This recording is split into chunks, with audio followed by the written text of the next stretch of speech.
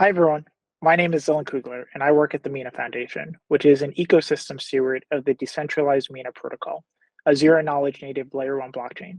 Today, I want to dive into an incredibly exciting and transformative technology called zero knowledge. Specifically, I'll dive into how they are poised to change and transform the blockchain world. Zero knowledge proofs are not just a buzzword anymore. They are the foundation of privacy, security, and scalability. And as we dive deeper, we'll explore how zero knowledge proofs are set to be adopted in crypto to unlock new possibilities. Let's kick this presentation off with a history lesson to understand how the blockchain world has evolved over time, growing and maturing while offering more security and versatility. We started with Bitcoin, which can be considered digital gold, but then came Ethereum. Ethereum wasn't just about being a store of value and introduced the concept of smart contracts that allowed developers to create decentralized applications on its blockchain. These dApps opened up a world of possibilities spanning various industries like finance and gaming. However, Ethereum had a drawback. It's entirely transparent, meaning it reveals all transaction data to the public. This includes addresses, assets involved, amounts, smart contract data, and timestamps. In response to this transparency issue, Zcash used zero-knowledge proofs to enhance transaction privacy, but it lacked programmability for use cases like DeFi and was restricted only to peer-to-peer transactions. At the same time, the rising demand for Ethereum block space led to an increasingly congested network with high fees that created major barriers to mass adoption. To address this, various scaling solutions were developed. These included sharding, sidechains, state channels, and rollups. Ethereum realized its base layer's limitations and shifted towards a rollup-centric roadmap with both zero-knowledge and optimistic rollups to tackle scalability issues. In 2021, Mina launched using ZK snarks to compress the entire blockchain history into a succinct, easily verifiable proof that addressed this concept of blockchain bloat while promoting decentralization, participation, and scalability.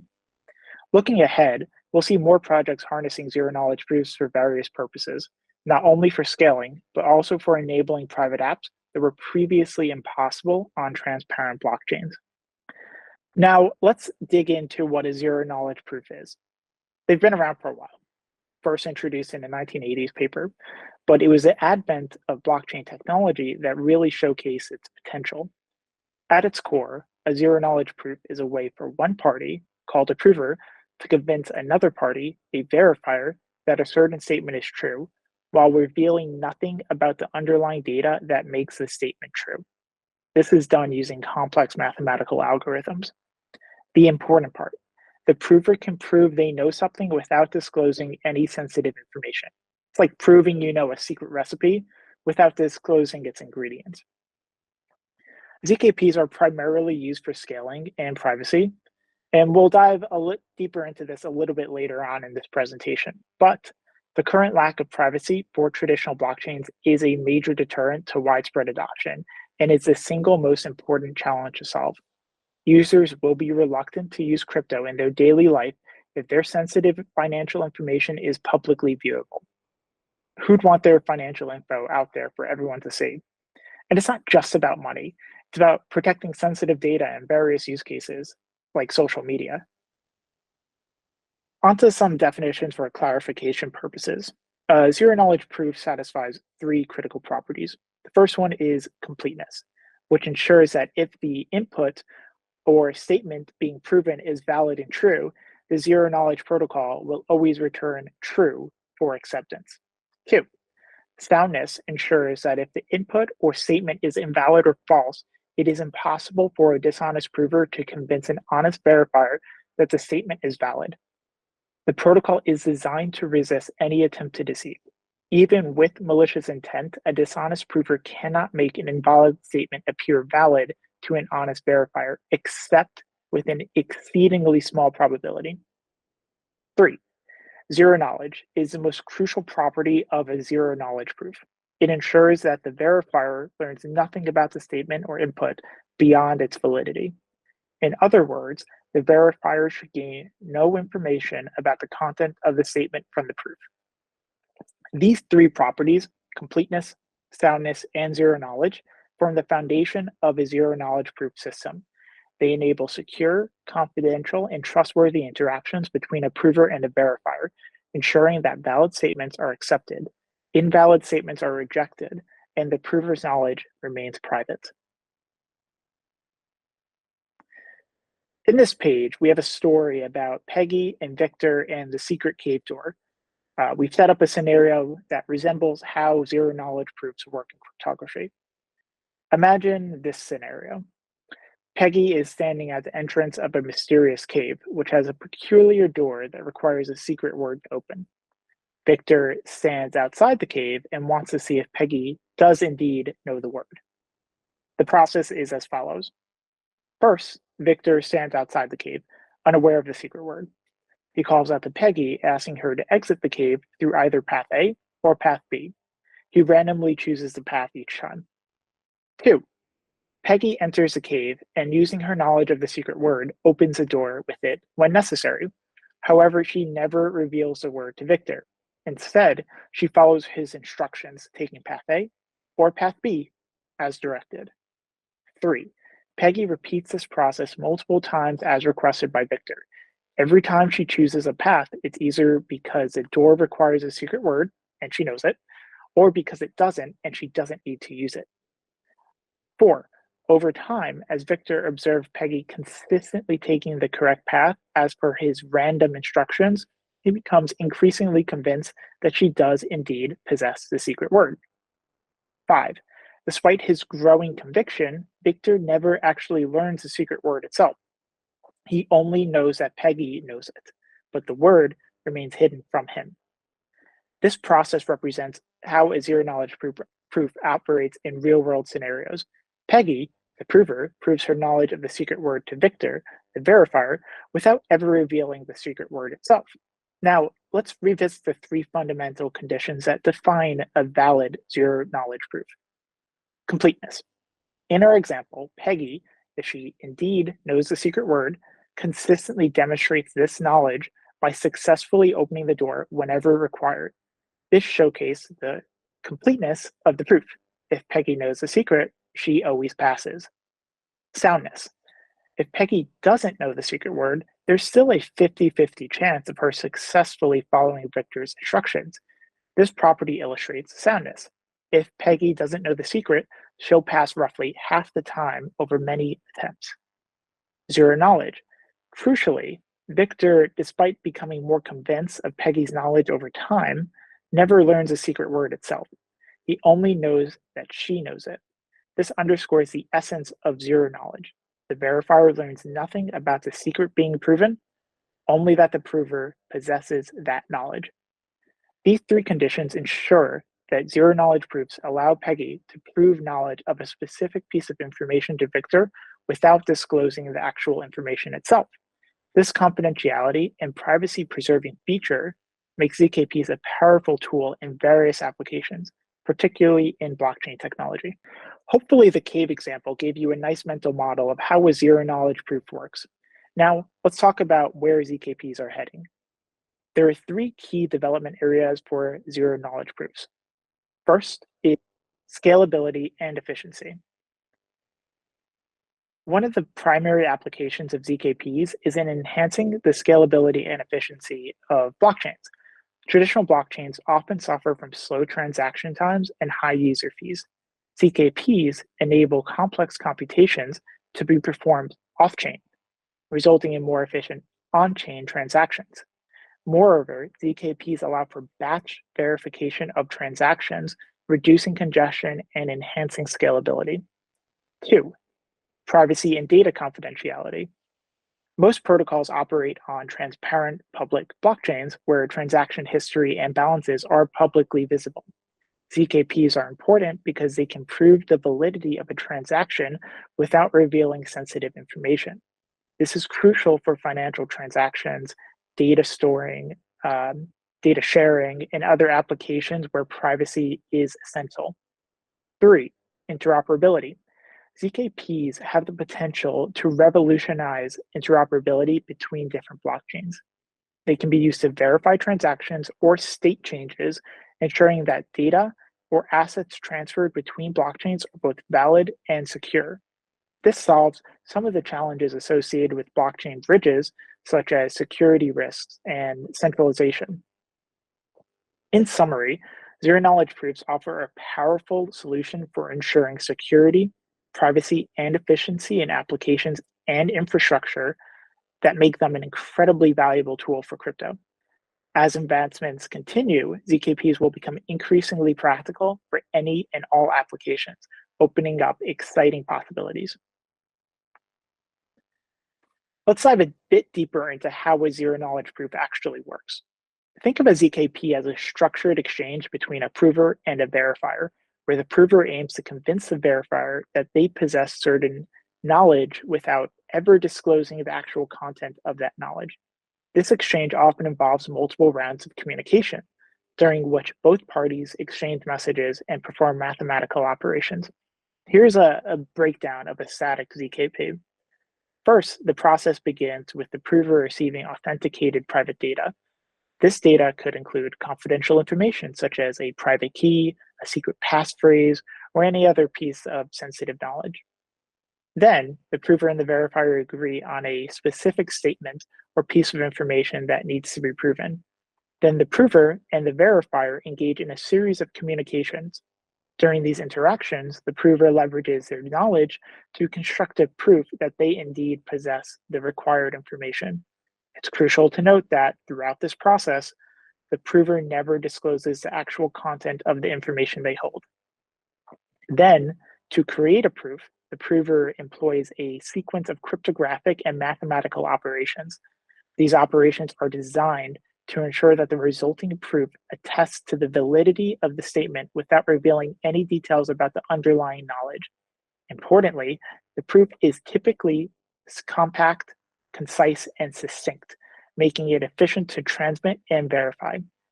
This encoding process is known as the arithmetization of the statement. With the generated proof, the verifier proceeds to verify its validity. Importantly, this verification process does not require any knowledge of the private information itself. If the proof is deemed valid, the verifier can be convinced that the prover possesses the secret knowledge, all while remaining completely oblivious to the actual content of that knowledge. Before moving forward, I would like to talk about interactive and non-interactive proofs, which are two types of methods for proving the validity of a statement or computation. Interactive proofs involve communication between the prover and verifier. The prover sends messages to the verifier, who checks them and sends responses. The verifier's role is to challenge the prover's claims and ensure the accuracy of the statement. They may send queries or requests to the prover for additional information or clarification. The interaction proceeds in multiple rounds, with the prover providing responses to the verifier's challenges. This process continues until the verifier is either convinced of the statement's validity or decides to reject it.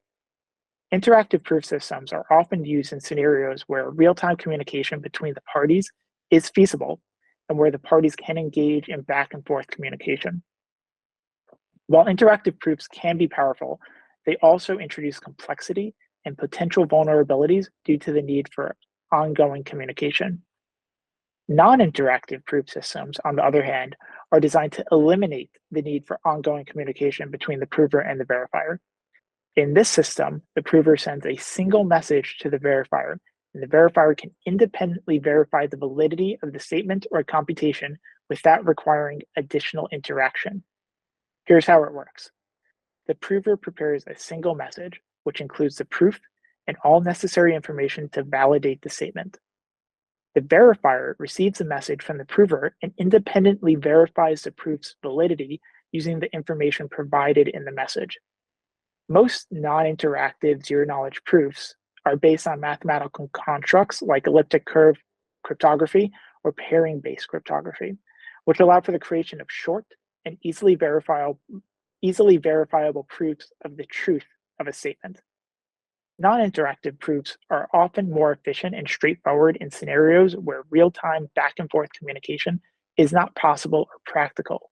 They're particularly valuable in decentralized systems, such as blockchains, where transactions are verified by a network of nodes without centralized oversight, and real-time communication between parties isn't always possible.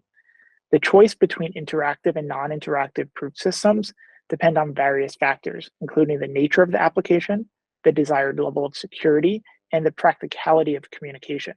Here are some key points of comparison. Power and complexity. Interactive proof systems can prove more complex statements and computations and may offer higher security in some cases due to the back and forth nature of communication.